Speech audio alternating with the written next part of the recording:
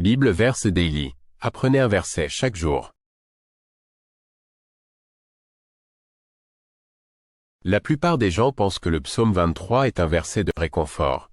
Quelque chose que l'on lit lors des funérailles.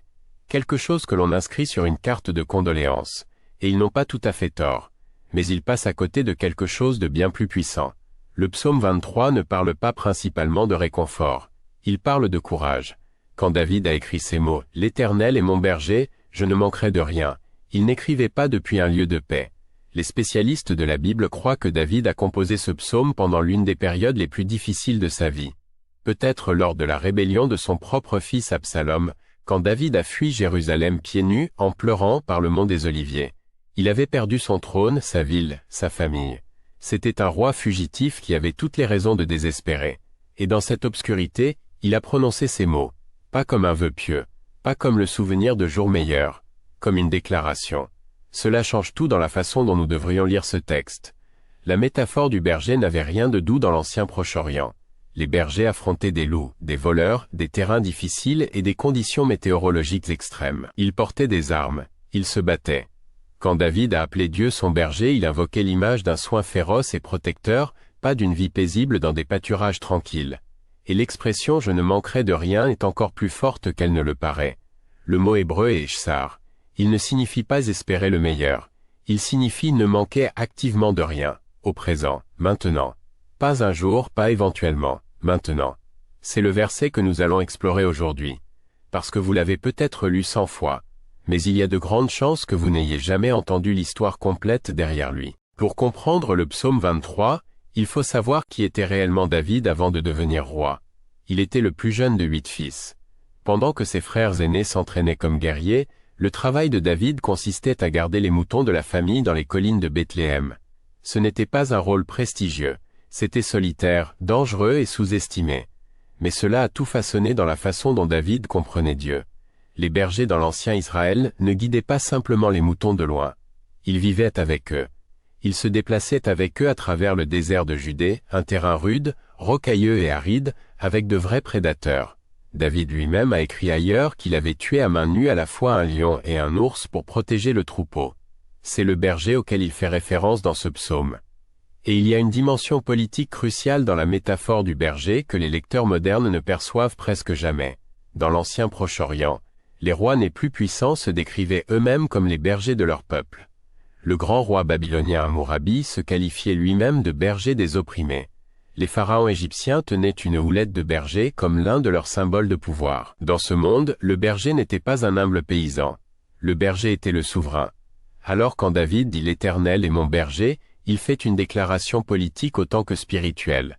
Il dit « Le véritable souverain de ma vie n'est pas un pharaon, pas un empereur, pas même un roi humain. C'est YHWH, le Dieu personnel d'Israël. » David a écrit cela avec les mains d'un berger et la perspicacité d'un roi.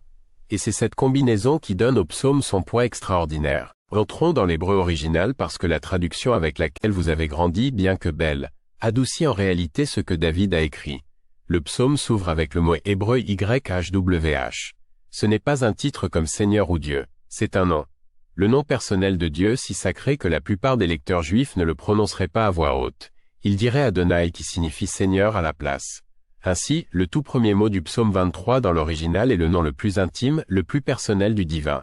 Pas l'univers, pas une puissance supérieure, YHWH. Le Dieu qui existe, qui était, qui est et qui sera. Le nom vient du verbe hébreu être. Vient ensuite le mot roi qui signifie berger. Mais remarquez le possessif, mon berger. Pas un berger. Pas le berger. Le mien. David revendique une relation personnelle. Il ne décrit pas Dieu dans l'abstrait. Il décrit sa propre expérience. Puis vient l'expression « je ne manquerai de rien ». En hébreu, c'est « Elo Eshsar », 2 mots. « Elo » signifie « non ». Eshsar vient de la racine « cheser » qui signifie « manquer, diminuer, être sans ». Ensemble, cela signifie « il ne me manque rien ». Mais voici ce que la plupart des traductions françaises ne rendent pas. C'est au présent. Ce n'est pas un espoir futur.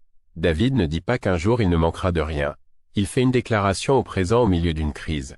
Maintenant même, dans tout cela, il ne me manque rien. C'est une affirmation radicale. Pas de l'optimisme rationnel, pas de la pensée positive. C'est une déclaration selon laquelle quand Dieu est votre berger, vos besoins les plus profonds sont déjà comblés, même quand vos circonstances suggèrent le contraire, surtout alors. Le psaume 23 a été lu et interprété au cours de 3000 ans et par 2 grandes religions mondiales. Et ces lectures sont fascinamment différentes. Dans l'interprétation juive, la métaphore du berger se rattache profondément à Moïse. Moïse était lui-même berger quand Dieu lui a parlé pour la première fois depuis le buisson ardent. Toute la narration de l'Exode est structurée autour de Dieu comme berger guidant son peuple, Israël, à travers le désert vers la terre promise. Quand les lecteurs juifs entendent le psaume 23, ils entendent les échos de ce voyage. La vallée de l'ombre de la mort n'est pas seulement une souffrance personnelle. C'est le désert. La table dressée devant les ennemis, c'est la terre promise face au royaume de Canaan. L'interprétation chrétienne pivote autour d'un texte clé, Jean chapitre 10, verset 11, où Jésus dit « Je suis le bon berger ». Le bon berger donne sa vie pour les brebis. C'est une référence directe au psaume 23, Jésus revendique explicitement le rôle que David avait décrit. Pour les chrétiens, le psaume 23 devient un portrait prophétique du Christ, écrit 1000 ans avant l'incarnation. Les théologiens modernes débattent de ce que promet réellement la phrase « Je ne manquerai de rien ». Certains enseignants de l'évangile de la prospérité utilisent ce verset pour affirmer que suivre Dieu signifie l'abondance matérielle. Mais la plupart des spécialistes ne sont pas d'accord. Ils soutiennent que manquer dans ce contexte signifie ne pas avoir l'essentiel, ce dont on a vraiment besoin pour vivre et pour son but, pas ce que l'on désire. Et les spécialistes bibliques académiques classent ceci comme un psaume de confiance, un genre conçu précisément pour les moments où les circonstances contredisent la foi. Ce n'est pas une description d'une vie facile. C'est un script pour savoir comment parler quand tout autour de vous dit le contraire. Alors que faites-vous vraiment avec ce verset quand votre vie ne ressemble pas à des pâturages verdoyants? C'est la question la plus difficile et c'est la bonne. Il existe une version de ce verset qui est prêchée comme si faire confiance à Dieu était censé rendre les choses difficiles faciles à vivre.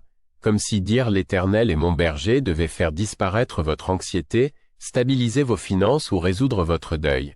Cette version est malhonnête. Et David le savait. Il a écrit ce psaume alors qu'il fuyait pour sauver sa vie. L'application honnête est différente.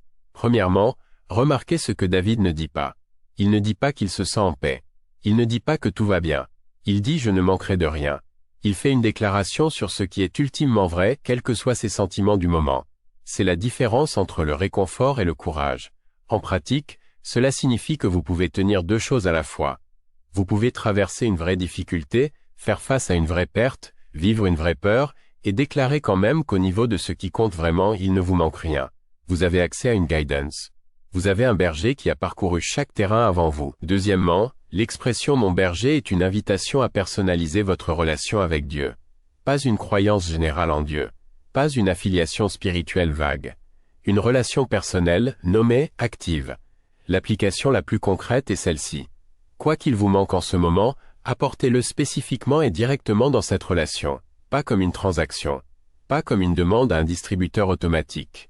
Comme une conversation avec un berger qui connaît le terrain mieux que vous, et qui a été fidèle à son troupeau depuis très, très longtemps. Le psaume 23, verset 1, est une seule phrase. 7 mots en français, 2 en hébreu. Et pourtant, il contient assez pour soutenir une personne tout au long d'une vie difficile. David était un vrai berger qui a écrit sur un vrai Dieu, en utilisant la métaphore la plus puissante disponible dans son monde. Il a déclaré au milieu d'une crise que YHWH, le Dieu personnel, était son berger. Et qu'en raison de cette relation, il ne manquait de rien d'essentiel. Pas un jour. Maintenant, l'Éternel est votre berger. Il ne vous manque rien de ce qui compte vraiment. Si cette étude de versets vous a aidé à approfondir votre foi, aimez, commentez et abonnez-vous à Bible Verse Daily pour une nouvelle étude chaque semaine. Activez la cloche de notification pour ne rien manquer. De nouvelles études de versets chaque semaine.